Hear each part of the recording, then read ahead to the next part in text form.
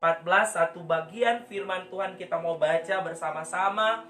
Dan luar biasa kebenaran firman Tuhan ini tentang kehidupan kita di mata Tuhan. Mari kita membaca bersama-sama dalam Mazmur 139 ayat 14.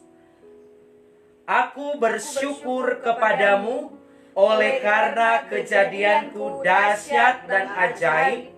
Ajaib apa yang kau buat, dan jiwaku benar-benar menyadarinya. Sekali lagi kita baca bersama-sama.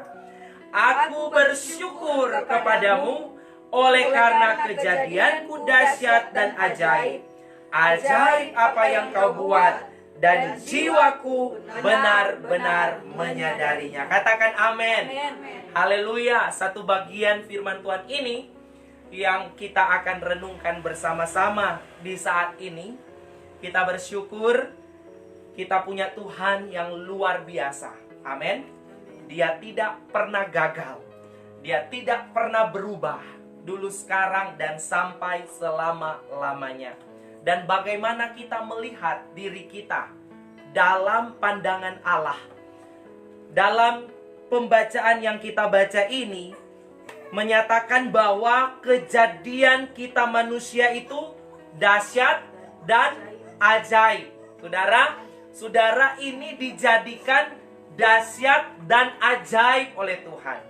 Karena itu saudara diberi kemampuan, diberi kapasitas, diberi karunia untuk dapat menggenapi tujuan Tuhan di dalam dunia ini, yaitu sebagai alat kemuliaan bagi nama Tuhan.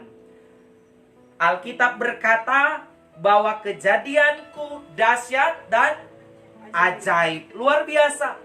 Sehingga dalam pemazmur menyampaikan ungkapan ini, dia menyadari bahwa kejadiannya dahsyat dan ajaib karena dibuat oleh Allah sendiri.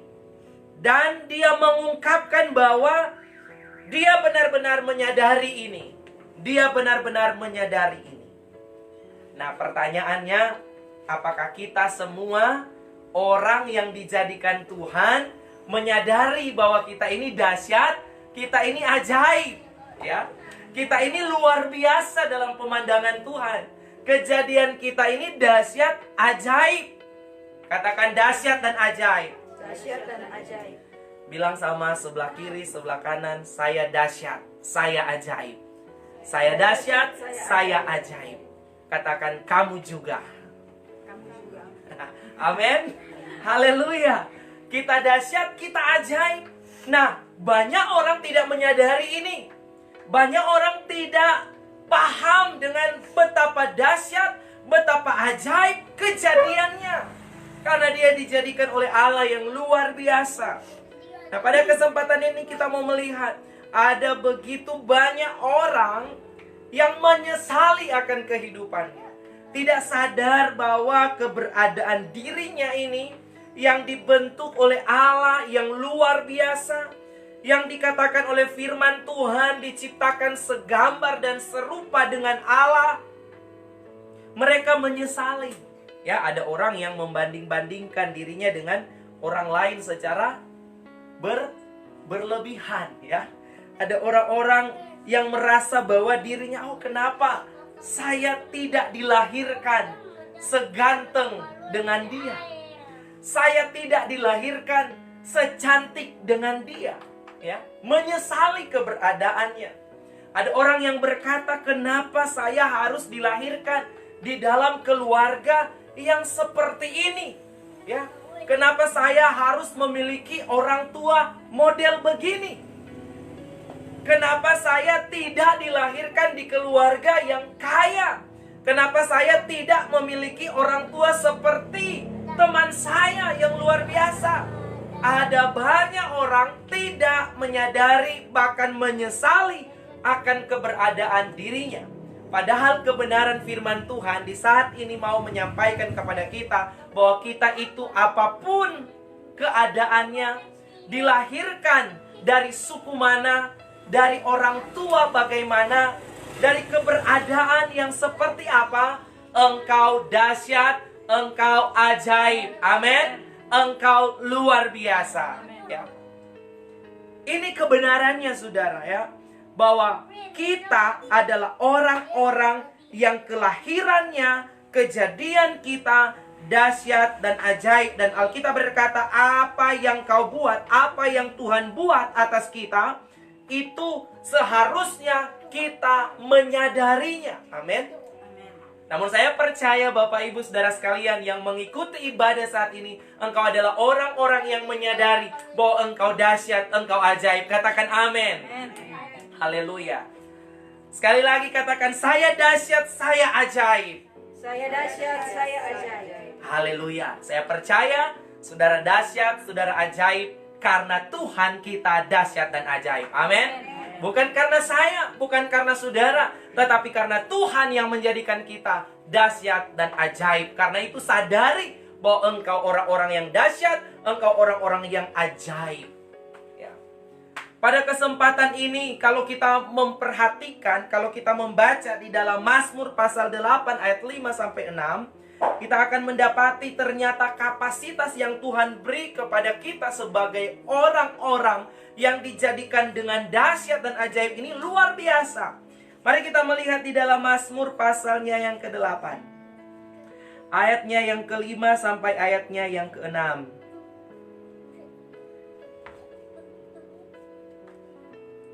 Di sini dalam judul perikop yang diberi adalah manusia hina sebagai makhluk mulia. Kita baca di dalam ayatnya yang ke-5 dan ayat yang ke-6 dalam Mazmur pasal 8. Firman Tuhan berkata, apakah manusia sehingga engkau mengingatnya? Apakah anak manusia sehingga engkau mengindahkannya? Namun engkau telah membuatnya hampir sama seperti Allah dan telah memakotainya dengan kemuliaan dan hormat. Saudara, dari ayat ini ada sebuah pertanyaan. Dikatakan, apakah manusia sehingga engkau mengingatnya? Ya. Jadi, apa sebenarnya manusia itu? Namun di dalam ayat 6 dikatakan, namun engkau telah membuatnya hampir sama seperti Allah. Wow, luar biasa.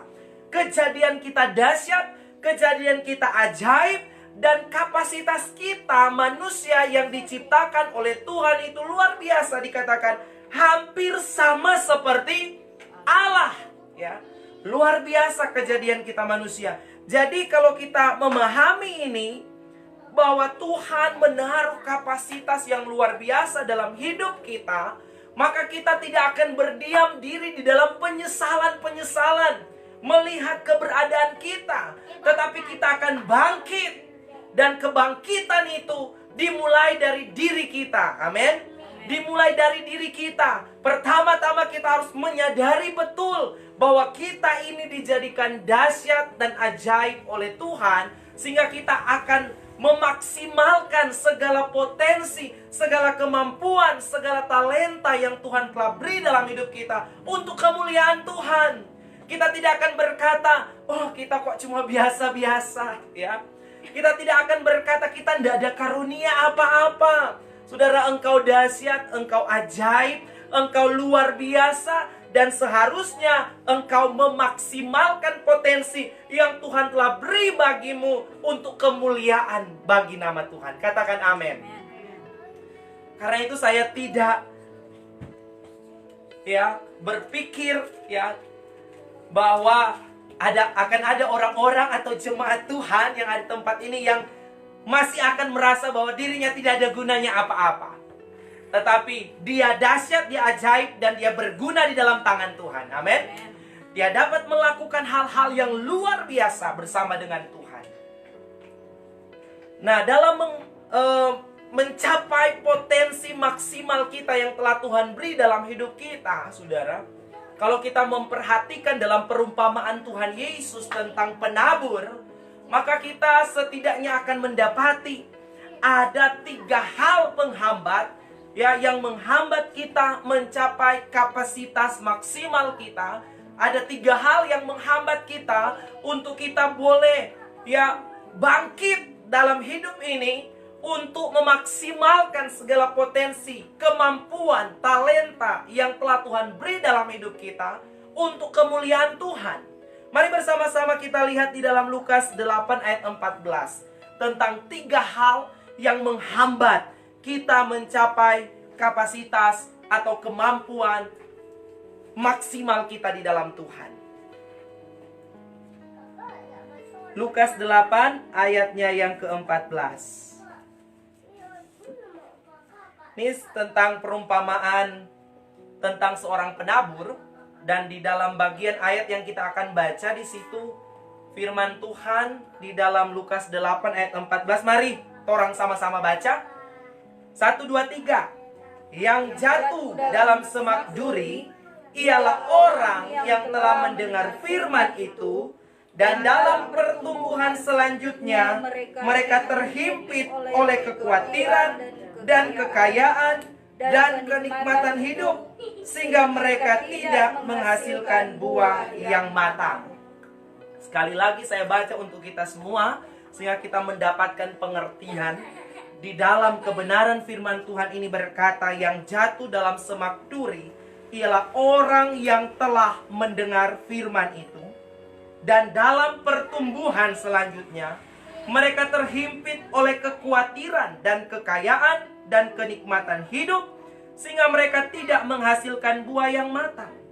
Alkitab mencatat orang yang digambarkan di dalam perumpamaan seorang penabur tentang benih yang jatuh di semak duri. Dalam penjelasannya dikatakan adalah orang-orang yang mendengar firman. Mereka bukan orang-orang yang tidak dengar firman, tetapi adalah orang-orang yang dengar firman. Orang-orang yang suka firman, suka belajar firman, dengar firman. Bapak Ibu Saudara sekalian. Namun Alkitab mencatat dalam pertumbuhan selanjutnya. Artinya apa? Di sini kebenaran firman Tuhan mau menyatakan kepada kita, kalau kita dengar firman adalah supaya untuk kita bertumbuh. Amin.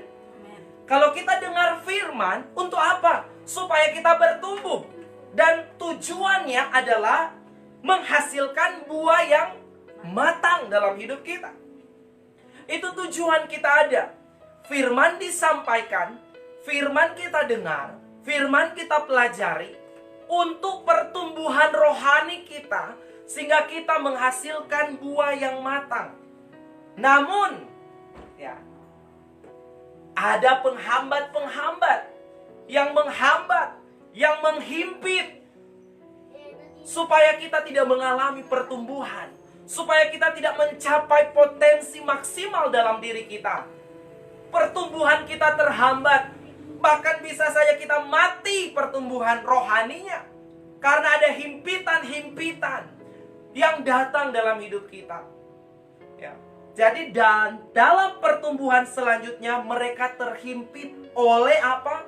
Ini 3 hal yang perlu kita perhatikan, menjadi awasan dalam hidup kita, supaya 3 hal ini tidak menjadi penghambat kita untuk bertumbuh dan menghasilkan buah bagi kemuliaan nama Tuhan, dan supaya kita benar-benar memaksimalkan kapasitas kemampuan yang Tuhan telah beri dalam hidup kita untuk kemuliaan bagi nama Tuhan. Yang pertama di situ dicatat adalah terhimpit oleh apa?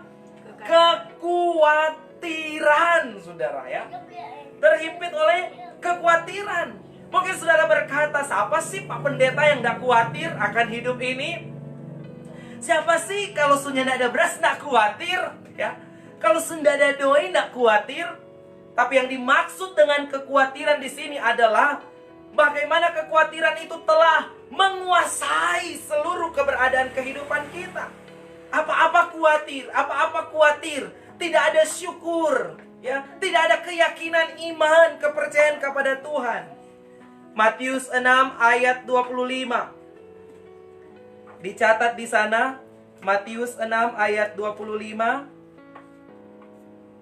Apalagi di hari-hari seperti ini ya, di masa-masa pandemi seperti ini, ada orang-orang yang mungkin ya tidak lagi ada pekerjaan, atau usahanya tidak lari semaju sebelumnya, sebelum pandemi ya. Alkitab berkata dalam Matius 6 ayat 25, karena itu aku berkata kepadamu, janganlah khawatir akan hidupmu, akan apa yang hendak kamu makan atau minum, dan janganlah khawatir pula akan tubuhmu, akan apa yang hendak kamu pakai. Bukankah hidup itu lebih penting daripada makanan, dan tubuh itu lebih penting daripada pakaian? Pandanglah burung-burung di langit, yang tidak menabur dan tidak menuai, dan tidak mengumpulkan bekal dalam lumbung, namun diberi makan oleh Bapamu yang di sorga. Bukankah kamu jauh melebihi burung-burung itu? Amin. Amin. Kau jauh melebihi burung-burung itu, kata firman Tuhan. Firman Tuhan berkata ada kekhawatiran akan hidup, akan makanan, akan minuman, akan apa yang kita pakai. Nah, Tuhan menyampaikan dalam firman-Nya berkata, jangan kamu khawatir tentang hal-hal yang bukan menjadi esensi dalam hidupmu, hanya sebatas aksesoris. Ya, seperti pakaian ya. Saudara, dikatakan jangan khawatir akan hidupmu, akan apa yang hendak kamu makan atau minum. Nah, ini kadangkala kita tidak bisa ya mencapai potensi maksimal kita untuk memuliakan Tuhan karena ada kekhawatiran tentang makan, minum, pakai kita. Ya. Banyak orang memberi alasan tentang hal ini. Saya mendapati ya, saudara, ada di bagian atau di daerah tertentu, di satu tempat yang saya dapati, saudara, Tuhan sudah memberi kita luar biasa ya, ada 6 hari untuk kita bekerja. Bahkan Tuhan sendiri beristirahat ya. Dalam 7 hari dikatakan ada 1 hari dikhususkan Tuhan, hari perhentian di mana beristirahat. Nah, kontorang kerja dalam 1 minggu ya, 7 hari dalam 1 minggu kerja, nggak pernah berhenti. Bahkan sampai menyisikan waktu untuk Tuhan ya. Sebenarnya waktu ini kan milik Tuhan. Tuhan yang beri ini semua, terompe waktu 1 kali 24 jam dalam 1 hari ya. Hanya menyisikan waktu sedikit untuk memuliakan Tuhan, untuk beribadah. Namun sebenarnya terompe hidup ini kan saya sudah sampaikan waktu lalu adalah ibadah ya. Terompe hidup ini ibadah, dari bangun pagi sampai ulang lagi bangun besok, itulah ibadah kita. Namun dalam perjalanan iman kita, ada waktu di mana kita bersekutu bersama-sama dengan orang-orang percaya. Ada satu orang bapak di hari ibadah, di jam mau beribadah, cuma berapa waktu saja ya, mungkin 2 jam atau kalau lebih 3 jam ya, saudara, beribadah bersama-sama. Nah, dia memang profesinya tukang ojek ya. Kemudian di hari beribadah, di jam beribadah, saudara, dia hendak pergi ibadah. Dia sibuk dengan pekerjaannya, ojek ya. Kemudian disampaikan, Bapak kenapa tidak datang ibadah? Oh, kita punya kebutuhan ya. Saudara, dikatakan seperti itu. Kita punya kebutuhan di rumah ya. Jadi Tuhan pasti tahu. Tuhan pasti mengerti. Jadi kita bekerja karena kita ada kebutuhan. Nah, jawaban seperti itu. Padahal kehidupan ini Tuhan yang kasih. Amin. Tuhan yang beri. Hanya menyisikan waktu saja. Ada kekhawatiran tentang apa? Makanan, minuman, pakai. Saudara, orang yang mencari kerajaan Allah dan kebenarannya lebih dahulu, kata firman Tuhan, segalanya akan ditambahkan, saudara. Mendahulukan Tuhan. Bukan berarti tidak bekerja, beribadat terus, bukan. Tetapi bagaimana kita memberi waktu bagi Tuhan. Amin. Kita tidak dihimpit oleh kekhawatiran akan makan, minum, pakai. Bahkan di dalam Filipi pasal 4 ayat 6, Filipi pasal 4 ayatnya yang ke-6, firman Tuhan berkata di sana, janganlah hendaknya kamu khawatir tentang apapun juga. Saudara, kalau tadi tentang makan, minum, pakai, di sini dalam Filipi 4 ayat 6 berkata, jangan khawatir tentang apapun juga, ya. Jangan khawatir tentang apapun juga. Jangan terlalu khawatir, aduh umur so bertambah, aduh so mau keriput bagaimana. Saudara, ada kekhawatiran, aduh umur so bertambah, belum ada pasangan hidup. Ya saudara, kekhawatiran tentang apapun juga. Aduh bagaimana saya selesai dari studi ini, saya mau jadi apa. Ada kekhawatiran. Ya, banyak hal. Dan Tuhan berkata, kalau tadi di dalam Matius pasal 6 ayat 25 tentang makan, minum, pakai, tapi ini Tuhan berkata dalam firman-Nya, kekhawatiran tentang apapun juga. Jadi jangan khawatir tentang apapun juga.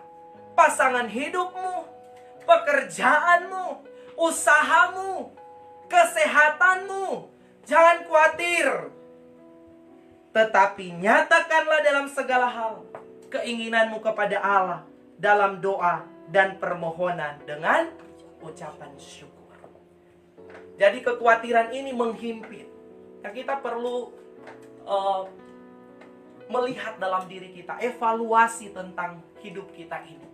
Mungkin kita belum mencapai potensi maksimal, belum benar-benar memaksimalkan seluruh talenta dan karunia yang Tuhan telah beri dalam hidup kita untuk kemuliaan Tuhan, karena kita masih dihimpit oleh kekhawatiran ini. Kita tidak maksimal dalam melayani Tuhan karena ada himpitan kekhawatiran ini. Sehingga dalam pertumbuhan rohani kita tidak bertumbuh karena terhimpit. Ya, saudara. Selanjutnya, Matius 6 ayat 27 mengingatkan kita tentang hal kekhawatiran ini.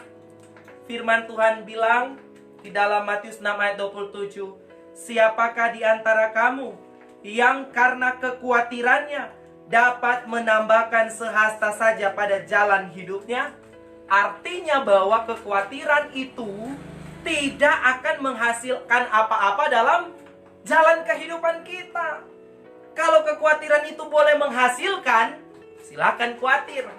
Tapi Alkitab berkata, siapakah di antara kamu yang karena kekhawatirannya dapat menambahkan sehasta saja pada jalan hidupnya? Artinya kekhawatiran itu tidak menghasilkan apa-apa dalam jalan hidup kita. Justru kalau kita baca di dalam Amsal pasal 6, Amsal pasal 12 ayat 25, Amsal 12 ayatnya yang ke-25. Satu orang tolong baca dengan suara yang keras. Amsal 12 ayat 25. Justru kekhawatiran akan menyebabkan apa? Amsal 12 ayat 25.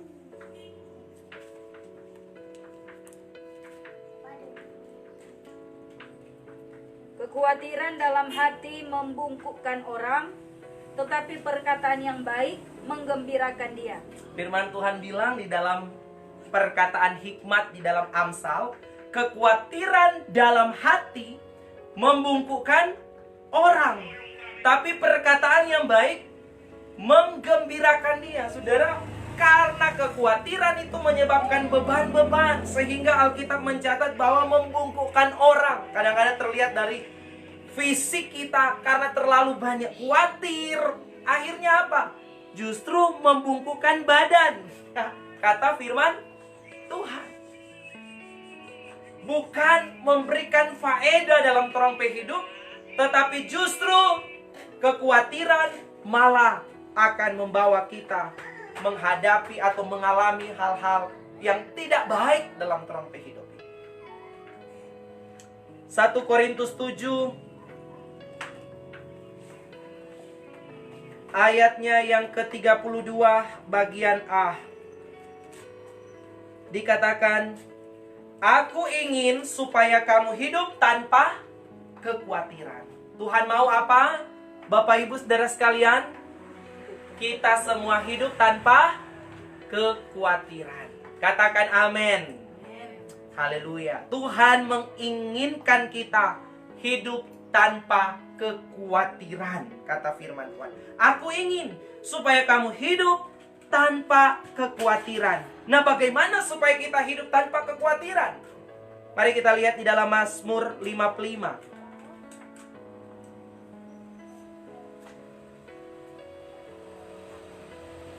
Mazmur pasalnya yang ke-55, ayatnya yang ke-23. Firman Tuhan berkata dalam Mazmur 55 ayat 23, serahkanlah khawatirmu kepada Tuhan, maka Ia akan memelihara engkau. Tidak untuk selama-lamanya dibiarkannya orang benar itu goyah. Jadi supaya tidak khawatir, firman Tuhan bilang tuh kekhawatiran datang 4 orang itu tolong serahkan sama Tuhan. Jangan torang pikul sendiri, bungkuk badan karena beban-beban, ya. Yang usia masih muda karena terlalu khawatir jadi dapat lebih tua. Tapi orang yang penuh sukacita biar setua dapat yang masih muda. Karena apa? Ada Tuhan dalam hidupnya. Ada sukacita yang dari Tuhan. Karena beban-beban kekhawatirannya diserahkan kepada Tuhan. Dikatakan serahkanlah khawatirmu kepada Tuhan, maka Ia akan memelihara engkau sehingga kekhawatiran itu tidak akan menghimpit pertumbuhan rohanimu. Serahkan kepada Tuhan. Sama seperti dalam 1 Petrus 5 ayat 7. 1 Petrus 5 ayat 7 firman Tuhan berkata, serahkanlah segala kekhawatiranmu kepadanya sebab Ia yang memelihara kamu. Luar biasa tidak kalau Tuhan yang pelihara? Amin. Manusia yang pelihara ya boleh orang ragukan. Tapi kalau pemeliharaan Tuhan, kita tidak perlu ragukan pemeliharaan Tuhan. Amin. Dikatakan serahkan segala kekhawatiranmu kepadanya sebab Ia yang memelihara kamu. Tuhan yang pelihara. Jangan khawatir, ya. Serahkan semuanya kepada Tuhan. Kalau kekhawatiran itu datang, serahkan sama Tuhan. Amin. Jangan kita pikir, jangan kita simpan di dalam hati kekhawatiran itu. Tapi firman Tuhan mau berkata, serahkanlah segala kekhawatiranmu kepada Tuhan, karena yang pelihara tong hidup ini Tuhan. Amin. Bahkan pun di tengah pandemi ini, mungkin ada ketakutan, kekhawatiran, terpapar dan sebagainya. Serahkan semua kepada Tuhan. Tuhan yang pelihara kita. Amin. Tuhan yang menuntun kita. Tuhan yang menyertai kita. Bahkan kalaupun engkau terpapar, engkau pasti ditolong dan disembuhkan oleh Tuhan. Amin. Karena penyertaan Tuhan, pemeliharaan Tuhan sempurna atas kehidupan kita. Serahkan semua kepada Tuhan. Selanjutnya yang kedua, dari Lukas 8 ayat 14 tadi, tentang 3 hal yang menghambat pertumbuhan atau kita mencapai potensi maksimal untuk kemuliaan Tuhan. Yang kedua adalah kekayaan. Kalau tadi pertama kekhawatiran, ya, kekhawatiran akan makan, minum, pakai, kekhawatiran akan hal apapun, itu menghambat, itu menghimpit pertumbuhan rohani kita. Kalau kita cuma tak putar-putar di khawatir, tidak bertumbuh. Itu sama seperti benih yang ada di semak, terhimpit pertumbuhannya. Akhirnya mungkin bisa saja karena semaknya itu menghimpit kuat, semakin besar semaknya daripada benih firman-Nya, akhirnya bisa mati. Ya. Kemudian yang kedua adalah kekayaan. Ternyata kekayaan ini juga menghimpit pertumbuhan rohani banyak orang. Nah, ini perlu kita sadari, ya.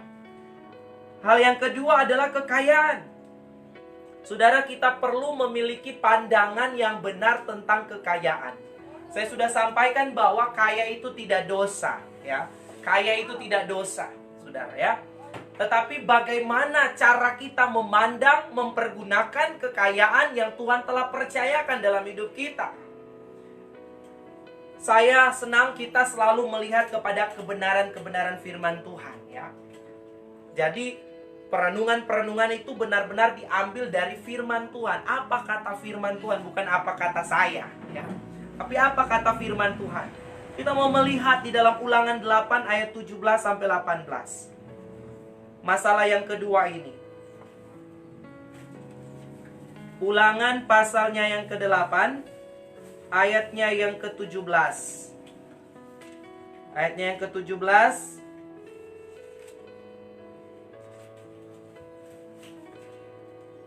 sampai pada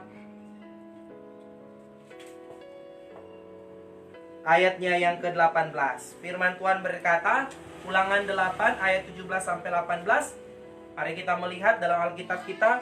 Maka janganlah kau katakan dalam hatimu, kekuasaanku dan kekuatan tanganku lah yang membuat aku memperoleh kekayaan ini. Tetapi haruslah engkau ingat kepada Tuhan Allahmu, sebab dialah yang memberi kepadamu kekuatan untuk memperoleh kekayaan dengan maksud meneguhkan perjanjian yang diikrarkannya dengan sumpah kepada nenek moyangmu seperti sekarang ini. Jadi saudara di sini mau menyatakan bahwa kekayaan kita itu adalah dari Tuhan. Jangan sampai orang soba kerja, sodapa pekerjaan, sodapa mungkin buat usaha, sehingga akhirnya usahanya maju, pekerjaannya diberkati, mungkin dipromosikan, naik jabatan, naik pangkat, akhirnya sudah lupa akan Tuhan, ya. Sudah lupa dan berkata, oh semua ini karena kita. Semua ini karena kita. Karena tape pandai, karena tape kuat, karena tape usaha. Benar ada usaha dari kita, tapi kalau Tuhan yang tidak berkenan, engkau tidak akan memperoleh kekayaan itu.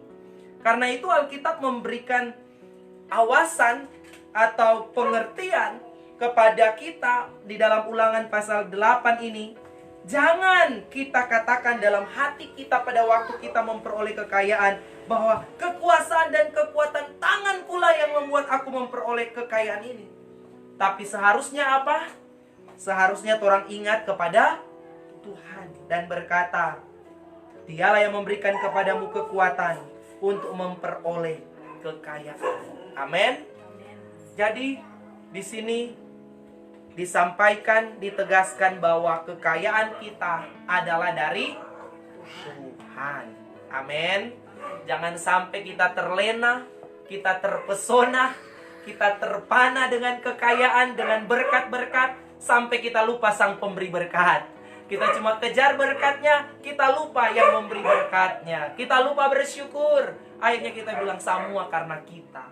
Ya saudara, betapa kita ya menjadi orang-orang yang akhirnya pertumbuhan kita terhimpit oleh kekayaan. Banyak kali orang akhirnya lupa Tuhan pada waktu dia sudah diberkati, pada waktu dia susah-susah, pada waktu dia dalam keadaan sakit, pada waktu dia menghadapi berbagai macam tantangan pergumulan. Seruannya kepada Tuhan luar biasa. Tangisan, air mata, ya saudara, ratap tangis dalam doa-doa dinaikkan. Supaya Tuhan tolong. Tuhan tolong. Tolong Tuhan. Supaya kita boleh melewati semua ini. Supaya kita ada pekerjaan. Supaya tapi usaha diberkati.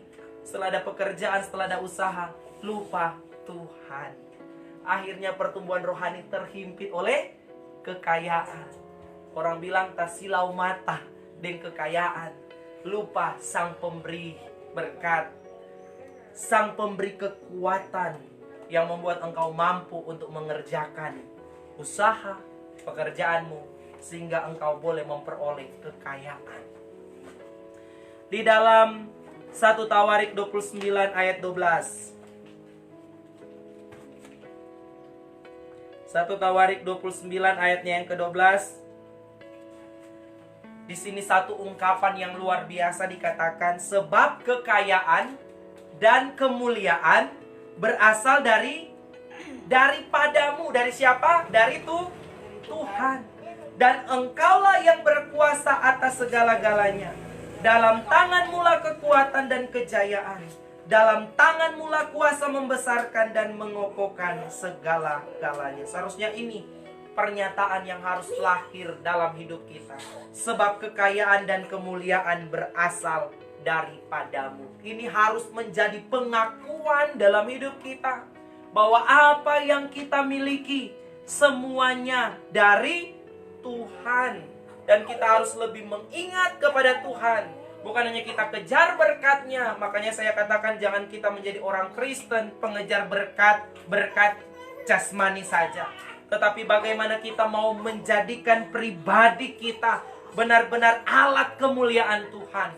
Benar-benar kita bertumbuh dalam kerohanian dan menghasilkan buah yang matang. Tidak terhimpit dengan berkat-berkat jasmani saja. Kekayaan menghimpit pertumbuhan rohani kita. Ingat selalu bahwa apa yang kita miliki itu datangnya dari Tuhan. Dan dalam Yeremia 9 ayat 23 sampai 24. Yeremia 9 berkaitan dengan kekayaan. Yeremia pasal 9 ayat 23 sampai ayatnya yang ke-24. Firman Tuhan berkata, beginilah firman Tuhan. Janganlah orang bijaksana bermegah karena kebijaksanaannya. Janganlah orang kuat bermegah karena kekuatannya. Janganlah orang kaya bermegah karena kekayaannya. Tetapi siapa yang mau bermegah, baiklah bermegah karena yang berikut. Bahwa ia memahami dan mengenal aku. Bahwa akulah Tuhan yang menunjukkan kasih setia, keadilan dan kebenaran di bumi. Sungguh semuanya itu kusukai. Demikianlah firman Tuhan. Di sini kebenaran firman Tuhan mengingatkan berkaitan dengan kekayaan. Tuhan mau orang-orang kaya yang diberkati oleh Tuhan. Kita jangan bermegah karena kekayaan kita. Amin. Jadi jangan sombong istilahnya ya. Jangan sombong karena kekayaan kita, saudara. Tetapi, saudara, kalau kita mau bermegah, kata firman Tuhan, bermegahlah karena kita mengenal dan memahami Tuhan dengan benar. Amin. Jangan saudara kaya kemudian kita sombong dengan kekayaan, tapi orang Kristen tidak kenal Tuhan, tidak pahami Tuhan dengan benar. Itu sama dengan apa? Benih yang dihimpit oleh semak, terhimpit oleh kekayaan ini, tidak bertumbuh dengan baik. Karena apa? Yang dimegahkan bukan Tuhan dan pengenalan akan Tuhan, tapi yang dimegahkan adalah kekayaannya. Ini awasan buat kita. Semakin bertambah berkat secara jasmani, yaitu kekayaan dalam hidup kita, hendaknya biarlah kita berlimpah dalam kebajikan, kata firman Tuhan. Yaitu kita mempergunakan berkat yang Tuhan beri. Kita mengelola atau kita menjadi pengelola berkat Tuhan yang baik. Kita gunakan untuk hidup kita. Bahkan berkat yang Tuhan beri kita pakai untuk kemuliaan bagi nama Tuhan. Bukan sebagai sarana kesombongan. Karena bukan itu yang dikehendaki oleh Tuhan. Amin. Kalau kita ada pada posisi seperti itu, bermegah karena kekayaan, sombong karena orang kekayaan, saudara, maka itu sama seperti tadi saya katakan, benih yang terhimpit oleh semak tidak akan mengalami pertumbuhan rohani. Semakin bertambah-tambah kekayaan yang dipercayakan Tuhan dalam hidup kita, soalnya kita menjadi orang yang tetap rendah hati dan menyadari semuanya karena Tuhan. Semuanya karena Tuhan. Kalau bukan Tuhan, ya, tidak kita akan peroleh semuanya. Dan Amsal 11 ayat 28. Mari semua orang baca Amsal 11 ayat 28. Sama-sama orang baca ayat ini. Apa yang dikatakan firman Tuhan masih berkaitan tentang kekayaan. Hal kedua yang menghimpit pertumbuhan rohani kita. Amsal 11 ayat 28 firman Tuhan bilang apa? Siapa mempercayakan diri kepada kekayaannya akan jatuh. tetapi orang benar akan tumbuh seperti daun muda. Katakan amin. Amin. Jadi saudara, Alkitab sudah menyatakan siapa mempercayakan diri kepada kekayaannya, artinya menggantungkan seluruh harapannya di dalam kekayaannya, bukan pada Tuhan, saudara, ya, akhirnya akan jatuh. Ya, firman Tuhan katakan siapa mempercayakan diri kepada kekayaannya akan jatuh. Jangan salah, kembali saya mau menjelaskan kepada kita lewat kebenaran firman Tuhan tentang pemahaman yang benar berkaitan dengan kekayaan. Kaya itu tidak dosa, saudara, ya. Tetapi kalau kita mempercayakan diri kepada kekayaannya, mengandalkan kekayaan, kekuatan sendiri, bukan Tuhan lagi, maka Alkitab katakan kita akan jatuh, ya. Tapi orang benar akan tumbuh seperti daun muda. Jadi orang benar yang tidak mempercayakan diri kepada kekayaan, yang menyadari bahwa kekayaan itu hanya berkat yang datangnya dari Tuhan, maka dia akan terus bertumbuh. Kekayaan tidak akan menghimpit. Dia tidak akan terlena dengan kekayaan, tapi dia akan tetap terus memuliakan Tuhan. Amin. Selanjutnya, dalam Lukas 12 ayat 15. Lukas 12 ayat 15.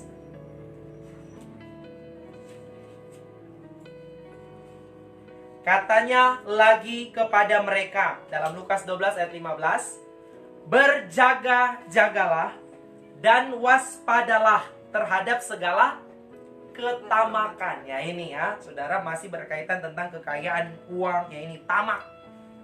Terhadap segala ketamakan. Sebab walaupun seorang berlimpah-limpah hartanya, perhatikan baik firman Tuhan berkata, sebab walaupun seorang berlimpah-limpah hartanya, hidupnya tidaklah tergantung daripada kekayaannya itu. Saudara, kalau saudara mati, saudara tidak bawa seluruh harta kekayaan saudara. Makanya selama ada di dunia, harta kekayaan saudara dipakai untuk menjadi alat kemuliaan bagi nama Tuhan. Karena sewaktu engkau dipanggil Tuhan, engkau tidak akan bawa apa-apa. Ya, kata firman Tuhan, ya. Sekalipun seorang berlimpah-limpah hartanya, hidupnya tidak tergantung daripada kekayaan itu, kata firman Tuhan, ya. Jadi hidup kita tidak tergantung pada kekayaan. Jadi saudara, jangan karena kekayaan akhirnya orang binasa, ya. Selanjutnya 1 Timotius 6 ayat 17. 1 Timotius 6 ayatnya yang ke-17. Apa yang dikatakan firman Tuhan? Mari sama-sama orang baca. Dalam firman Tuhan 1 Timotius 6 ayatnya yang ke-17. Sudah temukan? Katakan amin. Amin. Mari sama-sama orang baca. 1 Timotius 6 ayat 17, firman Tuhan, peringatkanlah kepada orang-orang kaya di dunia ini agar mereka jangan tinggi hati dan jangan berharap pada sesuatu yang tak tentu seperti kekayaan, melainkan pada Allah yang dalam kekayaannya memberikan kepada kita segala sesuatu untuk dinikmati. Wah, luar biasa. Katakan amin. Amin. Saudara, jangan berharap pada kekayaan, ya, yang tidak pasti, kata firman Tuhan, tapi berharaplah kepada Allah yang kaya, yang dalam kekayaannya memberikan kepada kita segala sesuatu untuk dinikmati. Inilah hal yang luar biasa sebagai orang percaya, saudara. Kita tidak khawatir, kita tidak bergantung pada kekayaan, tetapi bergantung pada Allah yang kaya, yang sanggup memberikan segala sesuatu untuk kita nikmati dalam hidup ini. Jangan sampai kekayaan menghimpit pertumbuhan rohani kita. Jadi biarlah engkau, ketika engkau memperoleh kekayaan, harta yang dipercayakan Tuhan, mari selalu menyadari semuanya hanya karena Tuhan. Dan saudara tidak menjadi sombong, tetapi saudara menjadi orang-orang yang tetap rendah hati, mempergunakan kekayaan dengan benar sebagai pengelola yang baik. Dan saudara menaruh kepercayaan saudara tetap kepada Tuhan, bukan kepada berkat-berkat jasmani atau kekayaan semata. Ada orang yang waktu masih sederhana, sayang sekali DP istri, ya belum terlalu banyak doi. Tapi ketika so banyak doi, ya akhirnya dia so boleh jabayar perempuan lain lagi, sehingga so ada istri-istri simpanan, ya. Karena mempergunakan kekayaan dengan salah, tidak memahami, ya, bahkan tentunya tidak takut akan Tuhan. Saudara, mari kita belajar tentang hal ini. Kita mengerti bahwa ternyata kalau orang mau bertumbuh orang rohani, jangan biarkan kekhawatiran menghimpit orang pertumbuhan rohani. Amin. Jangan biarkan kekayaan menyilaukan orang mata. Akhirnya orang lupa, ya, sama Tuhan sang pemberi berkat, dan akhirnya orang tidak bertumbuh secara rohani dan tidak menghasilkan buah. Akhirnya orang tak tinggal, orang binasa, karena yang orang gantungkan harapan bukan pada Tuhan tapi pada harta. Yang jadi kemegahan orang bukan Tuhan tapi kekayaan atau kepandaian. Tapi mari yang benar adalah kita mau bermegah karena kita mengenal Tuhan dengan benar. Selanjutnya, hal yang ketiga yang menghambat kita untuk mencapai kapasitas maksimal kita dalam hidup ini untuk memuliakan Tuhan adalah apa, Bapak Ibu Saudara sekalian? Yang ketiga yang dicatat di dalam Lukas 8 ayat 14, kenikmatan hidup.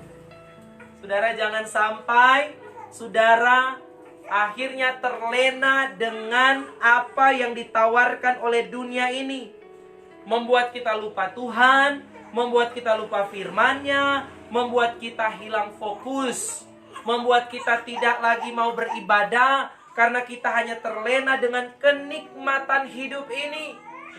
Segala kesenangan yang ditawarkan oleh dunia hari-hari ini dalam hidup kita, akhirnya kita tidak lagi fokus untuk memperhatikan pertumbuhan rohani kita dan menghasilkan buah bagi Tuhan, tetapi kita hanya menikmati segala tawaran-tawaran dunia ini, saudara. Banyak orang ketika sudah terlena dengan kenikmatan dunia ini, ketika mau dinasihati, ketika mau diingatkan tentang firman Tuhan, tentang apa yang berkenan kepada Tuhan, akhirnya mulai berkata, urus cong ape hidup sendiri. Orang urus tong pe hidup masing-masing cong. Wah, yaitu orang-orang yang telah dipengaruhi, yang terlena dengan tawaran-tawaran dunia.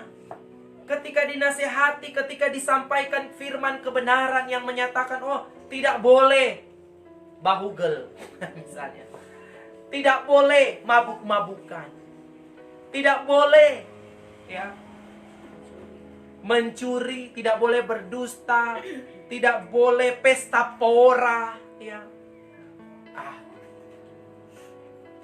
1 tahun 1 kali kok, atau ada bahasa-bahasa, ya sudahlah, kalau ngana ni mau, kalau ngana nyanda suka, yang ngana jo. Kalau orang tak usah urus orang pe diri.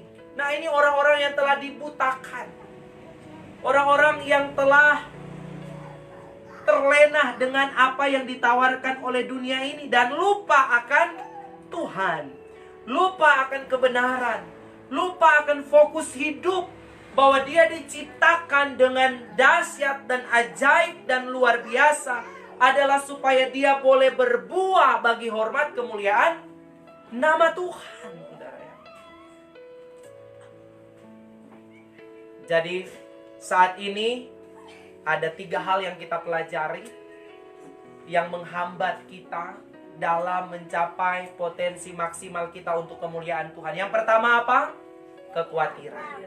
Yang kedua, kekayaan. Yang ketiga, kenikmatan hidup. Ini perlu kita ingat terus, ya, kekhawatiran, kekayaan, kenikmatan hidup.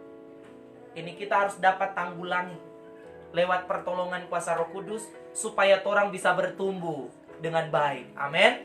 Supaya orang bisa berbuah dan buah kita matang Ada babuat merasang. Saudara, itu juga ya ada yang berbuah tetapi asam, tidak bisa dinikmati. Kecuali memang buah lemong yang memang asam. Tapi Tuhan mau, kata firman Tuhan, berbuah, matang, manis, bisa dinikmati oleh Tuhan, oleh orang lain. Trompet kehidupan ini. Ingat, engkau dahsyat, engkau ajaib, karena Tuhan yang menjadikan engkau dahsyat dan ajaib, dan engkau harus sadar akan hal itu. Amin. Dan engkau harus mempergunakan segala yang telah Tuhan beri dalam hidupmu untuk kemuliaan Tuhan. Ingat, serahkan segala kekhawatiran kita kepada Tuhan, sebab Tuhan yang memelihara.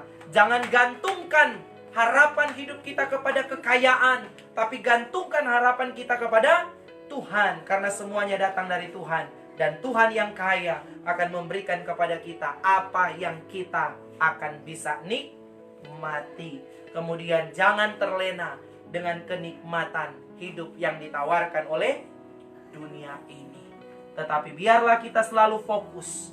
Saya ada di dunia ini, saya dijadikan dahsyat, saya dijadikan dengan ajaib, dengan luar biasa, punya tujuan untuk kemuliaan Tuhan. Dan jangan terus tinggal dalam penyesalan-penyesalan. Bersyukurlah karena engkau adalah orang-orang yang dahsyat dan ajaib. Ada hal-hal yang ditaruh Tuhan dalam hidupmu untuk dipakai Tuhan bagi kemuliaannya. Jangan berkata sama seperti tadi saya katakan, saya cuma seperti ini, saya seperti ini, saya tidak punya apa-apa, saya tidak seganteng dia, saya tidak secantik dia, saya tidak sekaya dia. Ya, tidak, saudara. Masing-masing kita unik di mata Tuhan, ya. Kita punya hal yang luar biasa. Kalau kita mempelajari bahwa tidak ada orang yang diciptakan itu sama, sekalipun kembar, ya, tetap pasti memiliki ada perbedaan. Karena kita diciptakan spesial oleh Tuhan, ya. Engkau spesial, engkau tidak sama, engkau satu-satunya yang dijadikan. Produk yang memang diciptakan terbatas. Jadi tidak ada duanya, saudara. Karena itu bersyukurlah kepada Tuhan atas segala kebaikan Tuhan. Tuhan Yesus memberkati kita. Biarlah kita mau bertumbuh terus di dalam iman kita. Kita fokus pada tujuan Tuhan dalam hidup kita, yaitu kita mau jadi alat kemuliaan Tuhan, berbuah bagi hormat kemuliaan namanya. Tuhan memberkati kita semua. Mari kita berdoa. Bapa kami